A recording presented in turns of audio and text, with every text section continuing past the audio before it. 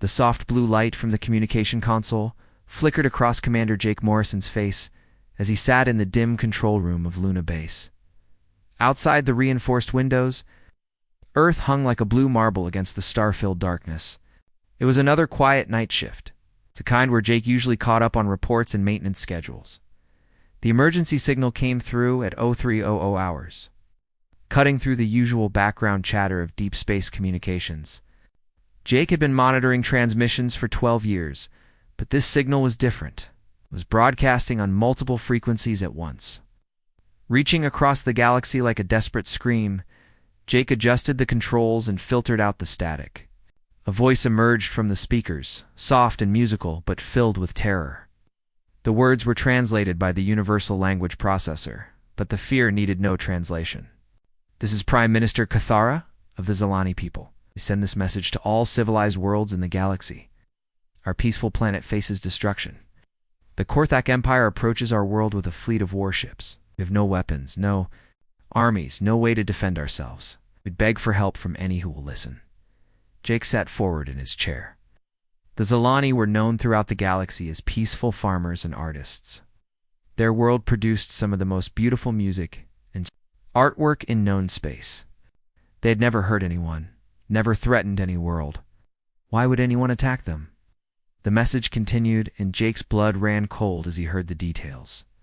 The Korthak Empire had been moving through the Outer Rim for months, conquering world after world.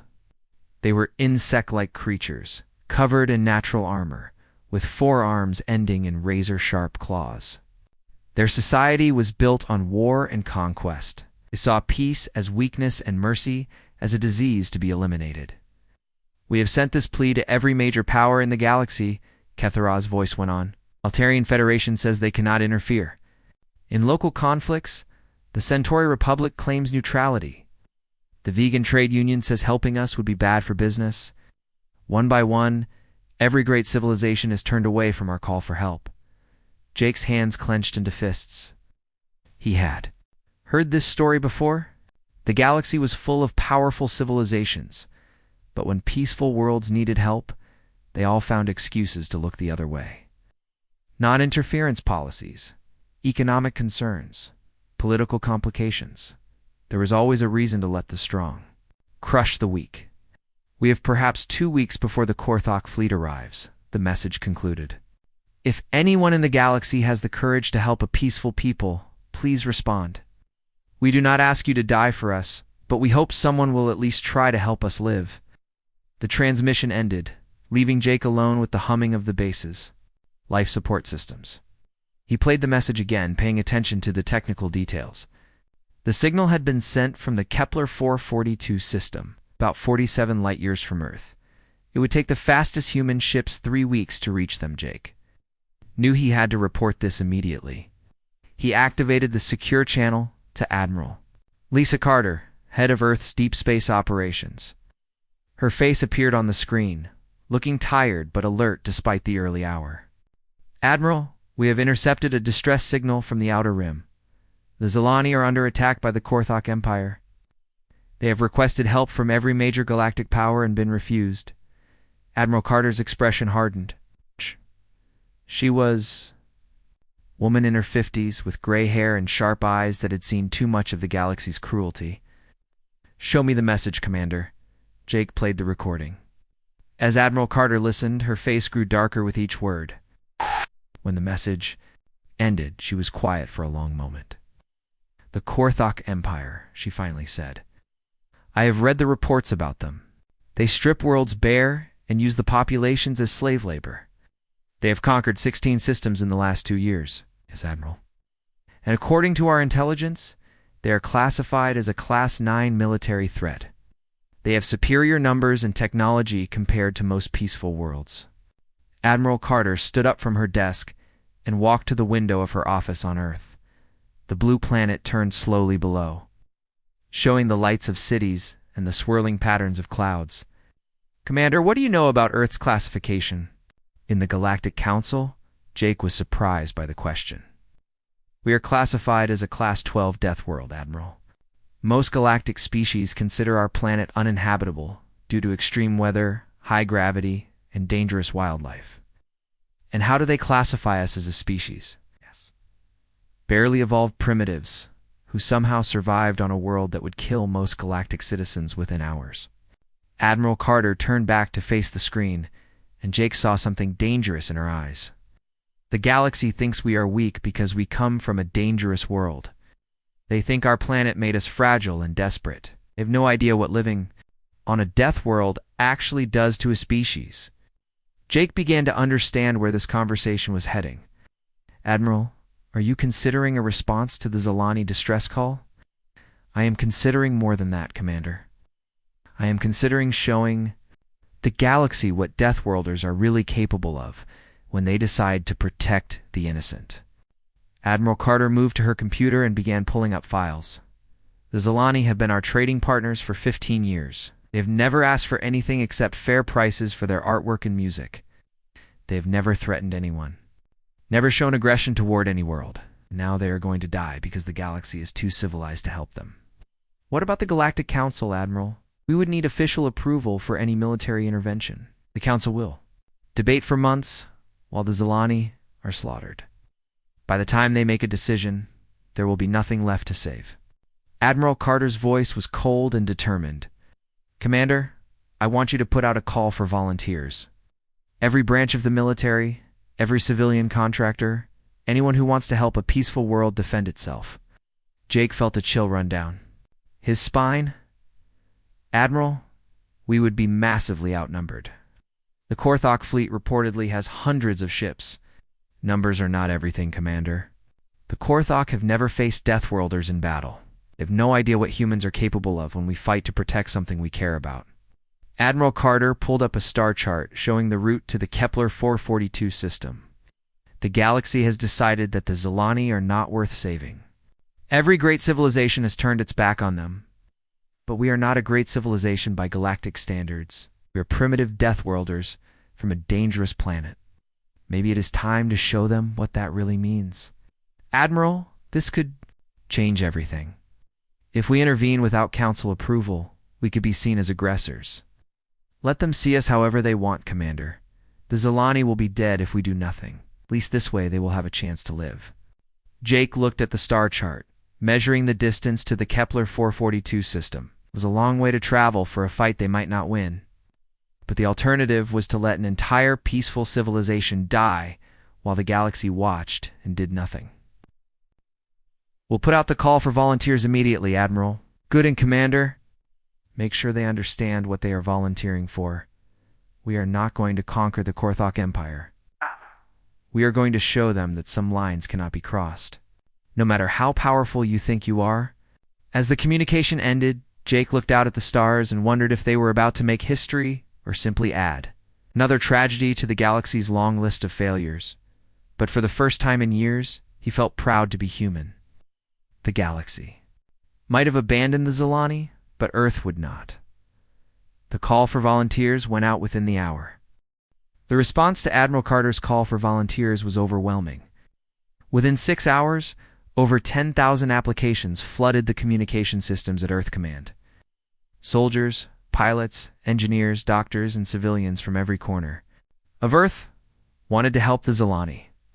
Many had never heard of the peaceful aliens before, but the idea of standing up to bullies struck a chord deep in the human soul. Captain Ben Taylor was among the first to volunteer. He had served in the asteroid mining wars 3 years earlier, fighting pirates who attacked civilian mining ships. At 35, he was a veteran of dozens of battles in the cold vacuum of space. When he heard about the Zilani situation, he was in his apartment in New York watching news reports about the latest galactic trade negotiations. Another peaceful world about to be destroyed while politicians talk, muttered to himself, reaching for his communication device. Within minutes, he had submitted his application to lead ground forces. The selection process was swift but thorough. Admiral Carter personally reviewed each application, looking for specific skills and experience. She was not building a normal military force. She was assembling a team of specialists who could adapt to any situation. Sergeant Amy Davis was selected. For her expertise in demolitions and her unusual background, She had grown up in the Australian outback, where her family ran a mining operation. How? By age 12, she was handling explosives safely. By 18, she was teaching safety courses to professional miners. She had joined the military to see the galaxy, but her real talent was understanding how things broke and how to make them break when needed. Lieutenant Carlos Martinez came from a different background entirely. He was a medic who had served in disaster zones across Earth. Earthquakes, hurricanes, volcanic eruptions. He had saved lives in conditions that would terrify most people. He had also studied alien biology as a hobby, fascinated by how different species evolved to survive in their environments. His combination of medical knowledge and xenobiology made him invaluable. The space component of the mission required a special kind of pilot. Captain Susan Brooks had spent 5 years flying research missions through Jupiter's storm systems.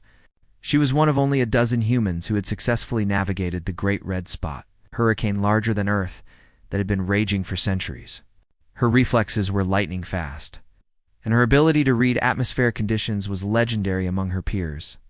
Lieutenant Denny Kim was chosen for his experience with search and rescue operations. He had flown through Earth's worst storms too, saved stranded people, often in conditions where other pilots would not even attempt takeoff. His specialty was finding safe passage through dangerous environments, skill that would be crucial in space combat. Flight engineer Rachel Stone had maintained ships in the corrosive atmosphere of Venus, where a single mistake could dissolve metal in seconds. She understood spacecraft systems better than anyone else in the solar system, and she had the unusual ability to keep machines running even when they were being torn apart by hostile conditions. As the volunteers assembled at the main staging area on Luna Base, they began to understand the scope of what they were attempting. Dr. Helen Park, xenobiologist, briefed them on what they knew about both the Zilani and the Korthok. The Zilani are unlike any species we have encountered, Dr. Park explained to the assembled group. They evolved on a world with no natural predators. Their entire civilization is built around cooperation and harmony. They communicate partly through bioluminescent patterns on their skin, and their technology is based on biological symbiosis rather than mechanical engineering. She activated a holographic display showing images of Zilani cities.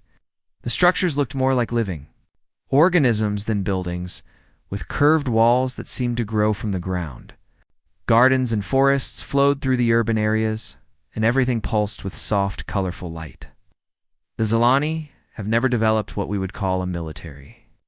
They do not understand concepts like warfare, strategy, or even deliberate violence. Their closest equivalent to conflict resolution is what they call harmony singing, where disagreeing parties literally sing together until they find common ground. Captain Taylor frowned. What do we protect people who do not understand the concept of protection? That is the challenge, Dr. Park replied. The Zilani's peaceful nature is not just cultural, it is evolutionary. They literally do not have fight-or-flight responses like we do.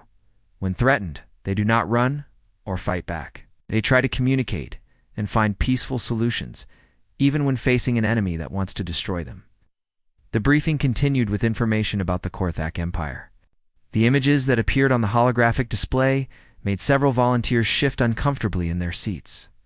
The Korthok were insectoid creatures standing nearly 8 feet tall, 4 arms ending in claws that could cut through steel. Their exoskeletons were naturally armored, and their society was built entirely around conquest and domination. The Korthok view mercy as a genetic weakness, Dr. Park explained. They believe that any species incapable of violence deserves to be enslaved or eliminated. They have been expanding their territory for decades, conquering peaceful worlds and stripping them of resources. Captain Brooks raised her hand. What about their military capabilities? Their fleet consists of over 400 warships, each roughly the size of a small city. Their weapons are designed to crack planetary surfaces, and their boarding parties use biological weapons that can kill most species in minutes. They have never lost a major battle. The room fell silent as the volunteers absorbed this information.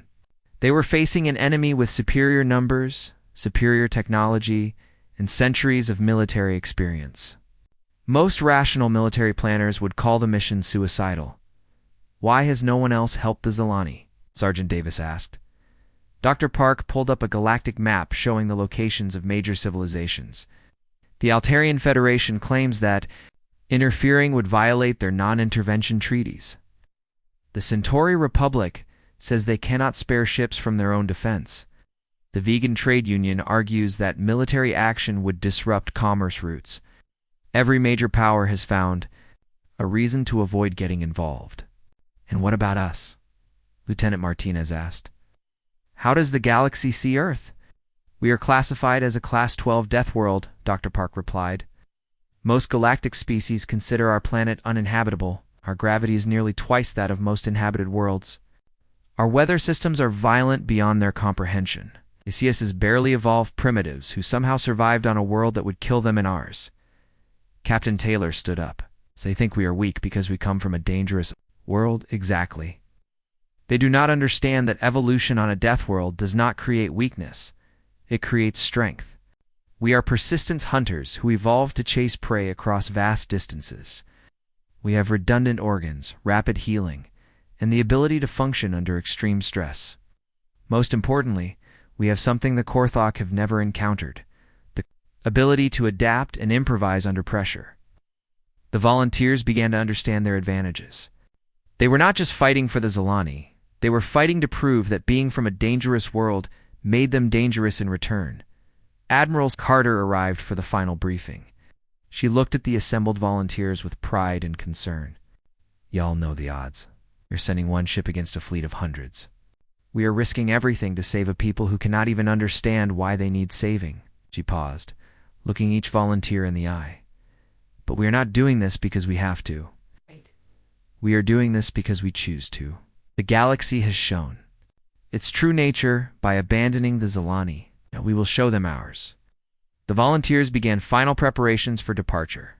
They trained with weapons designed for fighting in low gravity, practiced boarding actions on mock Korthok ships, studied every piece of intelligence about their enemy. As the U.S. Defiance prepared for launch, Captain Taylor gathered his team. For one last meeting, we are about to do something that has never been done before. We are going to show the galaxy what Deathworlders are really capable of when they decide to protect the innocent. The ship launched into hyperspace, carrying Earth's hopes and humanity's determination toward a distant world that most of the galaxy had already written off as lost. The EU's Defiance dropped out of hyperspace at the edge of the Kepler 442 system, and the crew immediately understood why the Zilani were called the galaxy's greatest artists. Their homeworld was a masterpiece of natural beauty, with swirling clouds that sparkled like jewels and continents that glowed with soft rainbow-colored light. Even from space, the planet looked alive in a way that most worlds did not. Captain Susan Brooks piloted the ship closer to the planet while her sensors gathered information. I am picking up massive energy signatures from the surface, she reported to Captain Taylor. But they do not match any weapon systems in our database. Those are not weapons, Dr. Park explained from her position at the science station. Zilani cities are living organisms that generate their own power. What you are seeing is the natural bioluminescence of their civilization. As they approached the planet, the communication system activated. A soft musical voice filled the bridge, speaking in the universal trade language with a gentle accent that made every word sound like part of a song. Unknown vessel. This is Zilani, traffic control.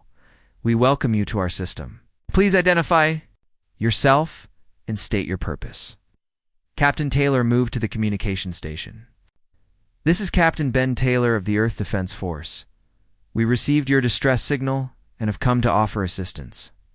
There was a long pause before the voice responded, and when it did, there was wonder and disbelief in every word.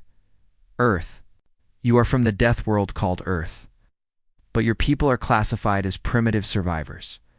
Why would you come to help us? Because it is the right thing to do, Captain Taylor replied simply. Another pause, longer this time. Please proceed to landing coordinates that we are transmitting now. Prime Minister Cathara wishes to meet with you immediately. The landing. Shuttle descended through the Zilani atmosphere, and the humans got their first close look at the alien world. The landscape was unlike anything they had ever seen. Forests of crystalline trees stretched to the horizon. their branches singing in harmonious tones as the wind passed through them. Rivers of liquid light flowed between hills covered in flowers that changed color with the rhythm of distant music. The capital city of Lumthor was even more incredible. The buildings were not constructed but grown, rising from the ground like enormous flowers or coral formations. Streets were pathways of living light that pulsed gently under the feet of travelers. Gardens flowed seamlessly into residential areas, and the entire city hummed with a deep, peaceful energy. The Zilani themselves were beautiful in an ethereal way. They stood about 6 feet tall, with translucent blue skin that revealed internal organs that glowed softly with their own light. Their large eyes were filled with intelligence and kindness, and patterns of bioluminescent color constantly shifted across their skin like a living language. Prime Minister Cathara met them at the landing platform. She was elderly even by Zilani standards, with skin that had grown more translucent with age, making her inner light shine brighter. She moved with the graceful, dance-like motions that all Zilani seemed to possess. "Welcome to our world, humans from Earth," she said, her voice carrying the same musical quality they had heard over the radio. "I confess, we did not expect anyone to respond to our plea, least of all your species." Captain Taylor stepped forward. "Prime Minister, we understand that you are facing an invasion by the Korthok Empire. We are here to help you defend your world." Cathara's bioluminescent patterns shifted to colors that Dr. Park recognized as confusion and distress. "Defend. I am afraid we do not understand this concept. We have never needed to defend ourselves from anything." The Park stepped forward to serve as a cultural interpreter. "Prime Minister, my name is Dr. Helen Park. I study different species and their cultures. I understand that your people have never experienced war or violence. But the Korthok are coming to destroy your civilization and enslave your people." Enslave. Cathara's patterns shifted to deep purple, which Dr. Park knew indicated profound sadness. "But why would anyone wish to cause harm to others? We have done nothing to anger them. We have offered to share our art and music with them, Captain." Taylor exchanged glances with his team. This was going to be even more difficult than they had anticipated. "Prime Minister, the Korthak do not want your art or music. They want your world's resources, and they want to use your people as workers in their mines and factories. But if they need workers, we would gladly help them with their projects. If they need resources, we would share what we have. Why do they not simply ask?" Lieutenant Martinez stepped forward. "Because they enjoy causing pain, Prime Minister. Some species find satisfaction in dominating others. The Korthok believe that peaceful species like yours are weak and deserve to be conquered." The concept was so alien to Cathara that her bioluminescent patterns began flashing in rapid, chaotic sequences. Several other Zilani who had gathered to watch the meeting began to glow with distressed colors. "This is impossible to understand," Cathara said finally. "How can any thinking being find joy in causing suffering? It goes against everything we know about civilization." Dr. Park realized they needed to approach this differently. "Prime Minister, may we see your historical records? We would like to understand how your people have resolved conflicts in the past." Cathara led them to the city's central archive, a massive living structure that stored the collective memory of Zilani civilization. She placed her hands on a crystalline surface, and the walls around them began to glow with images from the past. The humans watched in amazement as the history of the Zilani unfolded before them. They saw thousands of years of art, music, and scientific advancement. They watched the Zilani learn to communicate with their planet's wildlife, develop medicine that could heal any injury, and create technology that worked in harmony with nature. But in all of those thousands of years, there was not a single image of violence or conflict. The Zilani had never had wars, never had crime, never had any form of deliberate harm between individuals. Their entire evolutionary path had been one of cooperation and mutual support. "This is why we do not understand your offer to help us defend ourselves," Cathara explained. "We have never needed to defend against anything. When problems arise, we solve them through communication and cooperation." Captain Taylor felt a heavy weight settling on his shoulders. "Prime Minister, I need to show you something that may be difficult to watch. We have intelligence about the Korthok and what they have done to other worlds. He activated a portable display unit and showed recordings of Korthok attacks on other peaceful worlds. The images were brutal: cities burning, populations being herded into slave camps, natural resources being stripped away with no regard for environmental damage. The effect on the Zilani was immediate and devastating. Cathara's patterns shifted. Two colors that Dr. Park had never seen before: deep blacks and grays that seemed to absorb light rather than emit it. Several of the other Zilani became physically ill, their bodies unable to process the concept of deliberate destruction. "This cannot be real," Cathara whispered. "No intelligent species would do such things. There must be some misunderstanding." "Wish there was," Captain Taylor said gently. "But the Korthok are real, and they are coming to your world. According to our intelligence, they will arrive in less than 10 days. "But what can we do?" Cathara asked, her voice breaking. "We have no weapons, no soldiers, no knowledge of how to fight. We do not even understand the concept of causing harm to another living being." "You do not need to understand it," Captain Taylor replied. "That is why we are here. We will do the fighting for you. We will protect your world and your people." "You are so few," Cathara said, looking at the small group of humans. "How can you stand against hundreds of ships?" Captain Taylor smiled grimly. "Prime Minister, we come from a world that has been trying to kill us since the day our species evolved. We have learned to survive in conditions that would destroy most other life forms. We have learned to adapt, to improvise, and to never give up, no matter what the odds." He gestured to his team. "Each of us has skills that your people have never needed to develop. We know how to fight, how to use weapons, how to turn any situation to our advantage. The Korthak have never faced anyone like us." Dr. Park added, "The galaxy sees us as primitive because we come from a dangerous world. But that dangerous world made us strong in ways that peaceful worlds cannot understand. We are not here to conquer or dominate. We are here to protect." Cathara's patterns began to shift to warmer colors, hope mixed with uncertainty. "You would risk your lives for people you have never met before?" "That is what humans do," Captain Taylor said simply. "We protect those who cannot protect themselves. It is part of who we are." For the first time since the meeting began, Cathara's patterns showed something that might have been a smile. Perhaps the galaxy was wrong about Deathworlders. Perhaps being from a dangerous world does not make you dangerous, it makes you brave. The humans spent the rest of the day learning about Zilani technology and culture, while preparing for the battle to come. They had 10 days to figure out how to stop an invasion fleet with a single ship, but for the first time since arriving, Captain Taylor felt confident they could succeed. The Korthok invasion fleet arrived exactly when intelligence reports had predicted. 400 massive warships dropped out of hyperspace at the edge of the Kepler 442 system, their dark hulls bristling with weapons designed to crack planets open like eggs. Each ship was the size of a small city. Carrying thousands of insectoid warriors eager for conquest, Captain Susan Brooks watched the enemy fleet approach on her sensor displays aboard the UES Defiance. The single human ship hung in space between the Korthok Armada and the beautiful world of the Zilani, looking impossibly small and fragile against the approaching wall of destruction. 412 ships confirmed, she reported to Captain Taylor. Mass readings suggest each one carries between 5,000 and 10,000 troops. We are looking at roughly 3 million enemy soldiers. And we have 47, Captain, Taylor replied calmly.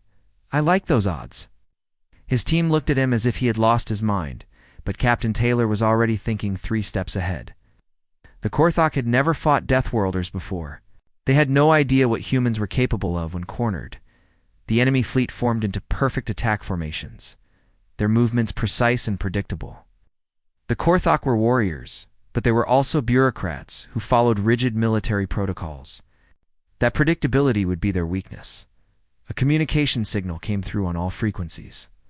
The image that appeared on the main screen was terrifying. War Queen Zethrix, the leader of the Korthok forces. She stood nearly 10 feet tall, her black exoskeleton scarred from countless battles. Her forearms ended in claws that could slice through steel and her compound eyes glowed with malevolent intelligence. "Zilani insects," she said in a voice like grinding metal. "I am War Queen Zethryx of the Korthak Empire. You will surrender immediately and prepare for processing into slave labor. Any resistance will result in the complete destruction of your pathetic world." Captain Taylor activated the communication system. "This is Captain Ben Taylor of the Earth Defense Force. You are ordered to leave this system immediately. This is your only warning." Or Queen Zethryx stared at the screen for a moment, then threw back her head and laughed. The sound was like breaking glass mixed with the screams of dying animals. "Earth, the Deathworld primitives. You send one tiny ship to face the might of the Korthak Empire? Your species is even more stupid than we thought." "Maybe," Captain Taylor replied. But "We are here, and you are not welcome. Leave now, or we will make you leave." "You will make us leave." Zethryx laughed again. "I will personally tear your ship apart and feed your crew to my warriors. But first I will destroy your vessel as an example to the galaxy of what happens when primitives interfere with superior species." The communication ended, and immediately the Korthak fleet began its attack. Energy beams that could melt mountains lanced through space toward the UES Defiance. Any normal ship would have been vaporized instantly. But Captain Brooks was not flying a normal ship. She was not a normal pilot. She had learned to fly in the storm systems of Jupiter, where winds reached thousands of miles per hour, and lightning bolts were larger than Earth's moon. Dodging laser fire from predictable enemy ships was almost relaxing by comparison. The UES Defiance twisted and rolled through the barrage, using the planet's gravity well to accelerate in impossible directions. The ship's hull groaned under the stress, but it held together. Human engineering was designed to survive in conditions that would destroy most galactic technology. "Return fire," Captain Taylor ordered. The Defiance's weapons were not designed for space combat. They were mining lasers and asteroid breakers, tools for cutting through solid rock. But when those tools were turned against enemy armor, they proved devastatingly effective. The first Korthak ship to be hit simply came apart, its hull sliced open like tissue paper. The second ship tried to rotate its armored side toward the human vessel. But Lieutenant Danny Kim was already repositioning for another attack. His search and rescue experience had taught him to find weak points in any structure. Within minutes, 6 Korthak ships were destroyed or crippled. The rest of the fleet began to adjust their tactics, but they were thinking like traditional warriors. They expected their enemies to fight according to established rules of engagement. Humans had never learned those rules. Sergeant Amy Davis was aboard one of the disabled Korthak vessels, leading a boarding party through corridors designed for creatures twice her size. The Korthak warriors who tried to stop her were strong and well-armed, but they had never faced an opponent who used the environment as a weapon. Davis had grown up in the Australian mining camps, where a single mistake could bring tons of rock down on your head. She understood structural engineering better than most architects. As the Korthak charged toward her position, she placed explosive charges on key support beams and turned the ship's own structure against its crew. The corridor collapsed, crushing a dozen warriors and blocking reinforcements. Davis and her team moved deeper into the ship, using their smaller size and greater agility to navigate through spaces the Korthak could not follow. "These tunnels were not designed for boarding actions," she reported to Captain Taylor. "The Korthak built their ships for intimidation, not defense. I can reach their command center in 15 minutes. Meanwhile, Lieutenant Martinez was using his medical knowledge in ways that no galactic medical school had ever taught. He had studied Korthak anatomy and identified the vulnerable points in their natural armor. His understanding of pressure, points, and joint mechanics allowed him to disable enemies. Twice his size, with surgical precision, the Korthak warriors were confused and frightened. They had conquered dozens of worlds, but they had never faced enemies who fought with such creativity and adaptability. Every tactic they tried was countered by human ingenuity. Flight engineer Rachel Stone was performing miracles with the UES Defiance's systems. She had learned to maintain equipment in the corrosive atmosphere of Venus, where metal dissolved and electronics failed constantly. Keeping one ship running while under attack from hundreds of enemies was challenging, but not impossible. Power output at 115%, she reported. Hull integrity holding at 87%. We can maintain this level of performance for another 3 hours. Captain Brooks continued to pilot the ship through the enemy fleet with impossible skill.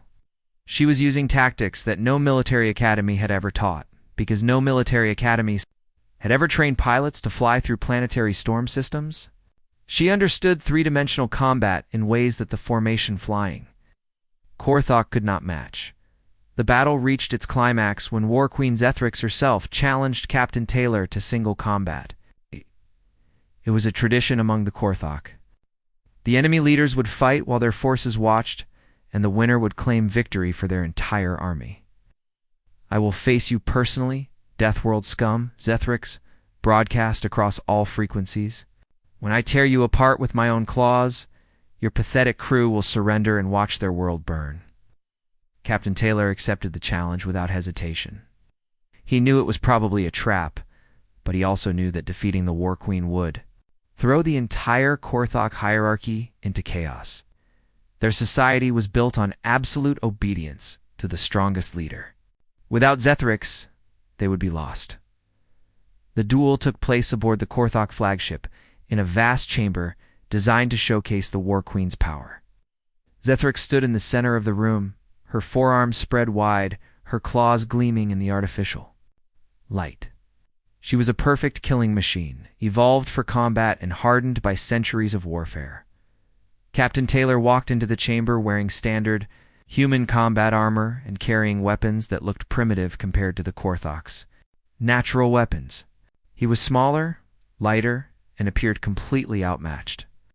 "You should have stayed on your pathetic death world," Zethryx hissed. "Now you will die far from home, and your species will be remembered as cowards who hid behind empty threats." "Maybe," Captain Taylor replied, checking his equipment one final time. "But we are not hiding anymore." The War Queen lunged forward with inhuman speed, her claws aiming for Captain Taylor's throat. Any normal opponent would have been killed instantly, but Captain Taylor had been trained for combat in variable gravity, extreme temperatures, and hostile environments. He rolled aside, using the ship's own artificial gravity to change his momentum in midair. Zethryx's claws sparked against the metal floor where he had been standing. Before she could recover, Captain Taylor was moving again, using his smaller size to stay inside her reach, where her longer arms became a disadvantage. The battle was brutal and desperate. Zethryx's natural armor deflected most of his attacks, but Captain Taylor had studied the intelligence reports. He knew exactly where the joints in her exoskeleton were vulnerable, and he had the patience to wait for the right moment to strike. The War Queen's strength was overwhelming, but she had never faced an opponent who used tactics instead of brute force. Captain Taylor turned the chamber's own systems against her, overloading power conduits to create distractions and using the artificial gravity to disorient her attacks. After 20 minutes of vicious combat, Captain Taylor found his opening. Zethryx overextended herself in a killing blow, and he slipped inside her guard.